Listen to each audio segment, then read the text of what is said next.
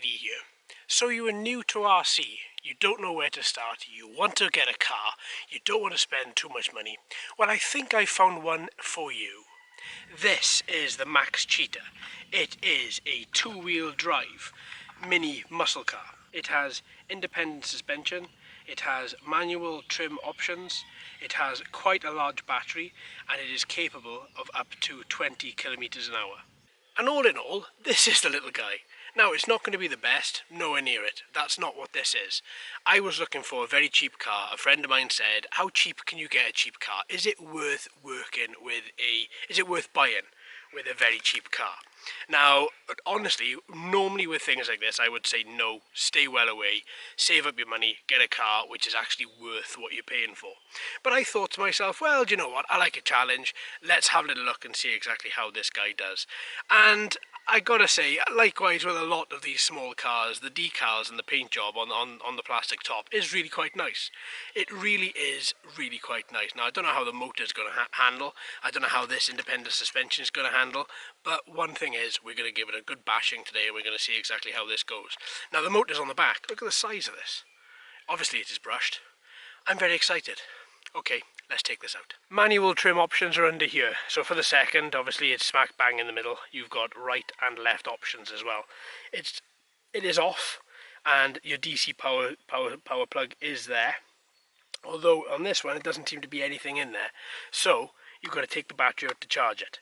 Now what I'm going to do is turn it on. There's no LEDs, nothing that I can see that lets you know it's on. So that is now on. Let's turn on this transmitter, and I'm guessing, yeah, there we go, it's already bound. Okay, perfect, right. So we've got the two little motions here, forward and back. I'm guessing this is, well, we'll have to have a little look and see what this is. Alright then, folks, so with this, let's take this guy out. Oh wow, he is so light that every single lump and every single bump is causing him to jump. Now, it's not the end of the world, but it just means that you're not going to get some proper speed up with this guy, because as soon as you get any speed, he hits a bump, and look at that back end, just totally flying in all directions. Now obviously if you had smooth tarmac, then this wouldn't be an issue. No, this is not smooth tarmac. I bring things down here because they show their true colours. So you get to see exactly what these guys are like on gravel. You get to see them what they're like on smooth tarmac, because up here is a little bit more smooth. And you also get to see what it's like on uneven tarmac. Now so far, for a very cheap car, its range is not too bad. I want to see what this extra button does here.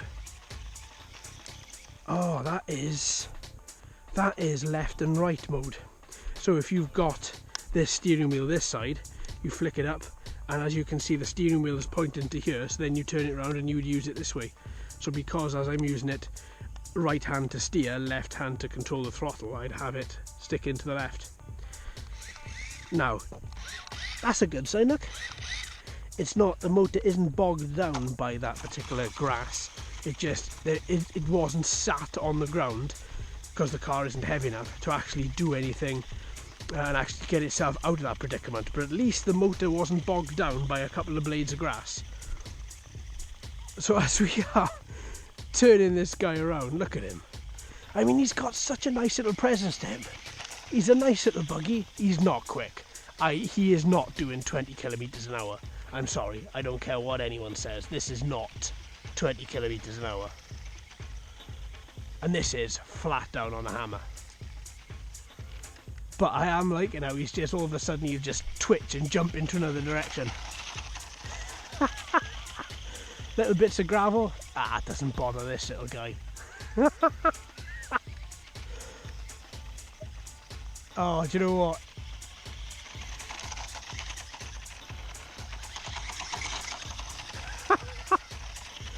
Bless him.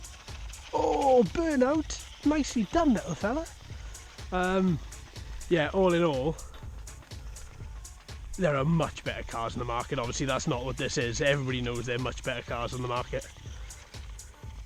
This is just a bit of fun. I think it cost me £15. So for that, I'm willing to have a little bit of fun. Do you know what I mean? I'm never going to take this seriously. It's never going to be a, ooh, what should we do, a comparison with this versus the Bugster. But it is quite a fun little guy. I mean, it is what it is. You know, think of it like this way. It isn't going to last you 20 minutes, 25 minutes of battery. Oh, nice bit of off-road in there, little car. Its steering wheel has got a nice action to it. Now, there's no foam or rubber around the wheel at all, but there is a nice click when you move him, and the throttle feels nice and heavy. It's not a loose throttle like we've seen with some other cars, which cost me a lot more than £15. And the throttle was just, you know, waving about left, right and centre. This feels nice. It's got a nice action to it. And I think if you had actually a smooth tarmac, you could get this guy up to some little speed. Now, obviously, don't get me wrong, he's not going to be, you know, up to 30 mile an hour, nowhere near it. That little motor in the back, bless it, is pushing as hard as it can.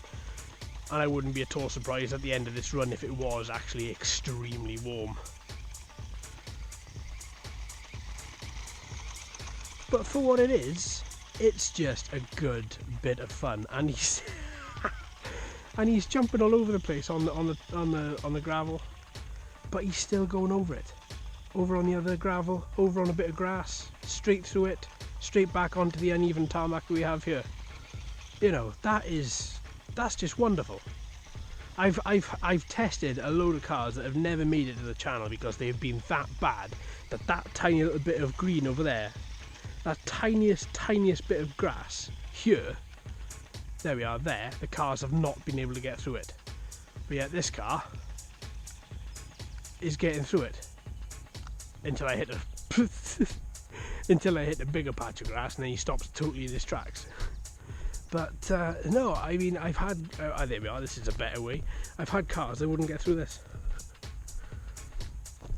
because I've been trying to find a very cheap car and to see exactly how that very cheap car handles, how that very cheap car works, and it's easier said than done. It really is. This is probably the best contender that I've had to that.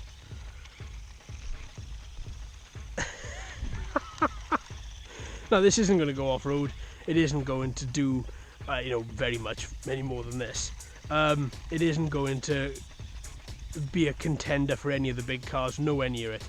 It is exactly what it is, a very cheap car that does quite a nice little job of being a very cheap car. I mean, you're just able to just move him and he doesn't seem fazed by anything. His cornering is really quite tight. Let's look at the positives. Tight cornering, nice, enough power to get him to do a little skid now and again, and to move him around. Hits gravel, and gravel doesn't stop him. He just skids around the place, back end jumping about, but not once does he stop.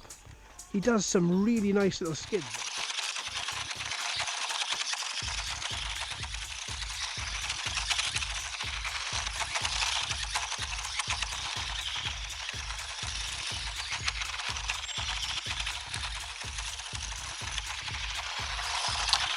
Now, I guess this battery is dying a bit because he's not as lively as he was, but he's been going for quite a while, and he is most certainly, I would say, not putting up any struggle when it comes to turning corners. He's just turning them, bouncing about all over the place.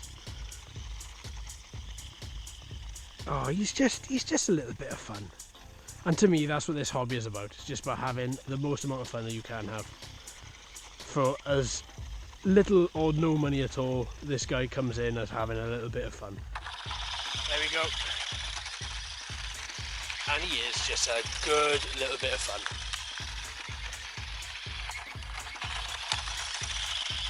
I was quite impressed he got himself out of that thick grass. I really was, because I didn't think he was going to be able to do that, but he did. My instinct was just to walk over there. I didn't actually try, and then when I got about halfway there, I thought, I wonder. Yes. It's a good bit of fun, this is. But that's all it is. It's not to be taken seriously. But the battery life, though, I'm quite impressed so far. Right, the Cheetah. What do I think? Well, extreme power, that's a little bit wrong. But all in all, I was very impressed with how this guy did. Now, I know a lot of you are going to say, oh, this is terrible, this is rubbish. And yet, it shouldn't be compared to the larger cars. It should just be compared to exactly what it is. And it is a cheap and cheerful car. I have had more expensive cars that haven't been as fun to drive or have as much power to get off those little... Oh, that is very hot. Yeah, that is very hot, right there. Oof. Maybe, word for the wise, maybe make a couple of holes in the back there for that motor to breathe. Wow. Okay, yeah, so, all in all, I was very impressed with how it worked. It is exactly as I say what it is, though, and it is a cheap and cheerful car. You have a great transmitter. This transmitter is brilliant. The throttle feels good. It feels very, very strong, and likewise the turning wheel as well. You get a nice action and a nice click with it as well, and because you can use it on the left or right hands, it opens up a lot of possibilities for people left or right handed.